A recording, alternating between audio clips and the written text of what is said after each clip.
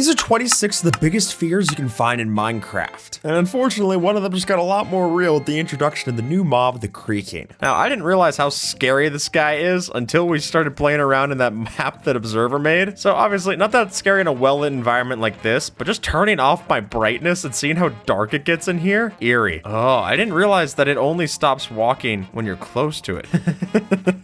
Yeah, even, oh, don't lock me in here with it. Oh, it's so fast too. Yeah, looking at it just from the back, it really does blend in. If I were to just escape our place and try to go get a coffee, this isn't making it any easier. Thank you, Observer. Ow. Yeah, what's it like if you give it speed? Oh, you give one of these things speed and you've got just, oh my gosh. Yeah, weeping angels could never. In fairness, when I have to run, I'm weeping too, so that makes sense. Ow! An old classic, creepers. Oh, look at that. So what we have here is a creeper drop scare.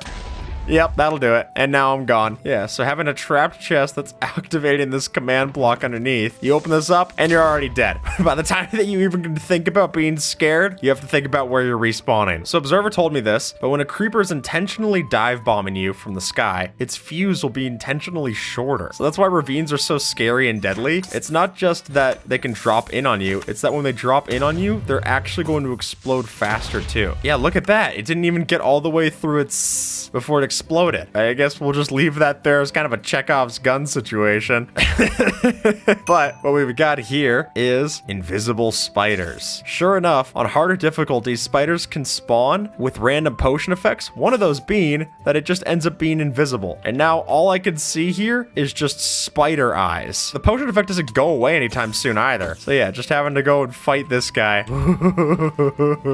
Okay, now we're getting on edge. Oh, yeah, that's one of those red pixels that defected. It left me, so I needed it back. Now, that sounds like a zombie, but it's actually the sounds that we're getting from parrots. See, what'll happen is that parrots can actually imitate monster sounds, which could sometimes let you know that monsters are nearby. But if you're not seeing monsters and you're just hearing that your Tweety Bird Hurtbox is making all these sounds, horrifying. Thanks. The deep dark. Now, obviously, not that scary with Fulbright, but when you're in darkness and there's immediately a warden spawning, it gets a little bit more intimidating. That took no time at all. Oh, it's sniffing me out. It's sniffing me out, Observer. This isn't gonna go well.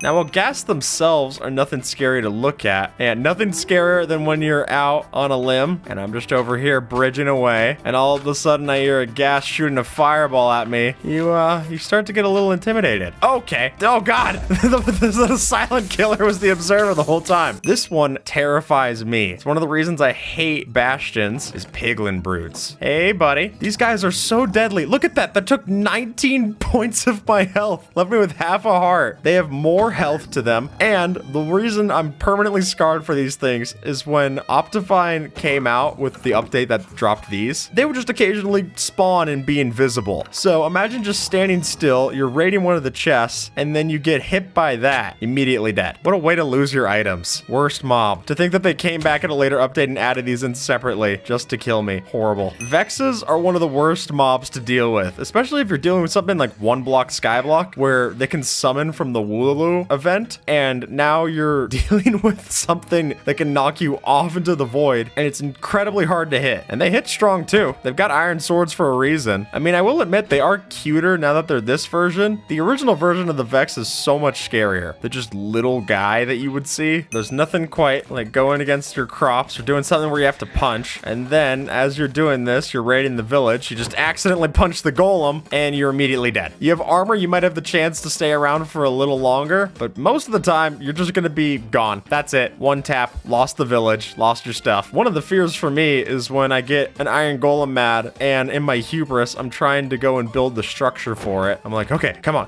And then I only build up like 2 blocks or something, and it gets like a corner block here, kills me. We've got the eye blossoms themselves. Now, as soon as you're scared of the creaking, it doesn't really help that these things look so eerily like it. And just seeing a peek at these through the leaves like so, though. It really does just stand out as eyes. I can't imagine first time playing this game. The Pale Garden's already a rare biome to find, so coming across this, not knowing what it is, and all of a sudden you got it here, terrifying, especially when an observer spawns another creaking. Now, in a game that used to be called Cave Game, it's probably not a surprise that caves can be pretty intimidating. I mean, turning off Fulbright and seeing the difference here and here, the only thing I can peek out is the enchanted bow of a skeleton. By itself, even if you know that it's there, isn't exactly comforting to see. Partner that with the fact that creepers can dive bomb us and make it even more dangerous. Trying to explore one of these things is scary. And I feel like this is just the right amount of light level where I would go and try to explore this by myself, not having torches, and immediately regret it. Or I try to jump for something like water here, make it down just fine. Now I'm getting even less sure of where to go as I'm exploring. And maybe it's just me, but I feel like with the old Minecraft textures, the game also used to be a lot scarier. There's some kind of like unforgiving edge to it. I don't know how to explain it. Maybe it's just because I played this when I was a kid. And I remember being more afraid of the game back then anyway. Oh my God! One of the reasons why caves are so scary is because for some reason they decided that the thing that caves need is cave ambiance. Oh my gosh, I never realized how black and soulless your eyes are, observer. Literally, a texture I've seen so many times before is all of a sudden so much creepier now. Oh, that's because I'm using programmer art. Programmer art, you just have these dark beady eyes. Add that to the list. I didn't know that was a thing. Old observer texture. Huh, that's so much scarier. What we've got here is a fear of heights and having to face the reality if you don't know how to get down make this pretty scary, especially if you spawn at the top of something like a shattered savanna where you're all the way up at 200 blocks into the sky and you have to find your way down. Yeah, sure, man. I trust you. I don't know how to get out. I guess this is its own fear. I don't know how to, I'm stuck.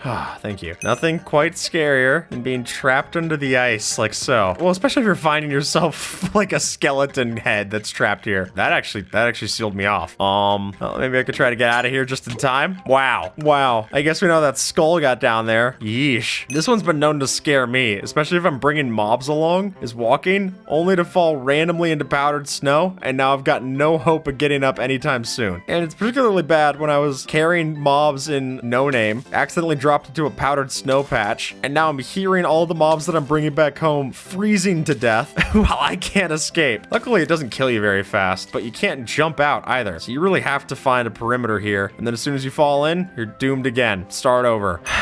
Yeah, I guess it all comes to this. Escaping lava gets immediately scary to do. And having fallen into lava and having to think on your feet, especially if you're recording it and you know that anyone could go frame by frame and point out that you had water or a fire resistance potion or something else to save yourself. If you're like me and you can't think that fast, you're gonna burn in all the lava, lose all your stuff, and have episode 4 of July series. Hey, observer. Oh, hey. We go here and oh no. Wow, I actually was pretty safe there. A cave collapse when you're not expecting it, all that gravel falling in, could be a great trap for your friends. Great way to terrorize them and make them know that you should never dig straight up. It's just as important of a rule as you should never dig straight down. I remember how much this one scared me when I first did it. I take my Eye of Ender here, make ourselves the end portal, and having to go over and fight the Ender Dragon for the first time. If you don't know what to expect, even if you do, if you want to beat this without having to die, then this could be a really intimidating fight. I remember the first time I ever saw the Ender Dragon get beat was watching Captain Sparkles beat the Ender Dragon in his early series. You know, full diamond armor, every block imaginable, and I think he even started,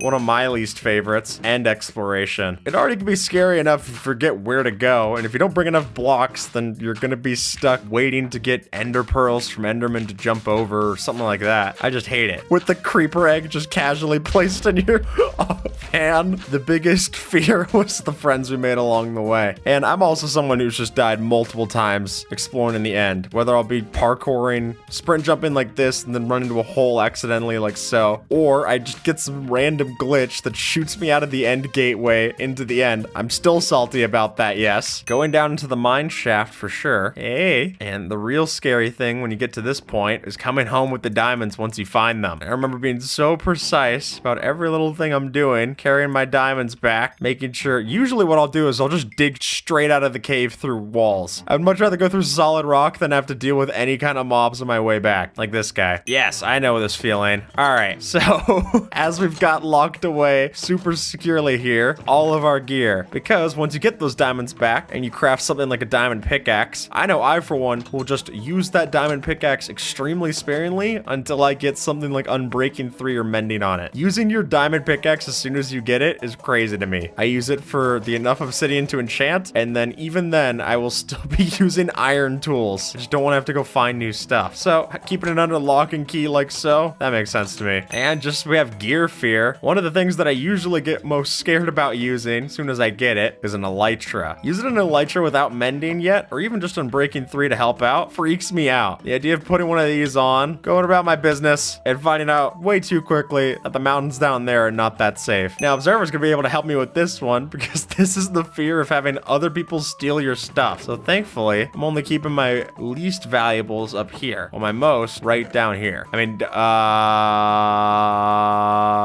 you didn't see anything.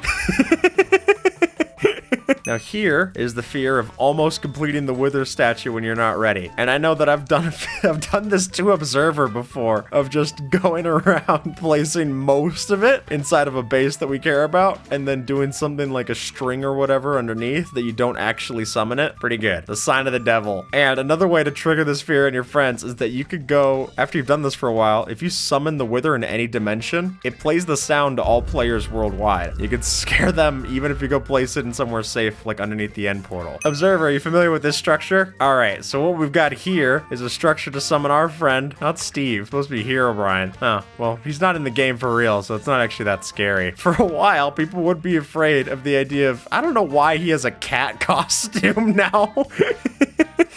For some reason, the official Herobrine and Steve accounts have cat onesies. Here's a question I don't know for sure. Maybe someone can answer this. Does Mojang own Herobrine? Because it's creepypasta, right? So that should be, they didn't come up with it. They definitely play into it, but they probably can't put it into the game because someone else could probably sue them. Yeah, the original idea was that you would build something like this, and that's how you get Herobrine to spawn. But right now, Herobrine's just a cat girl, so that's not all that scary. Oh my god!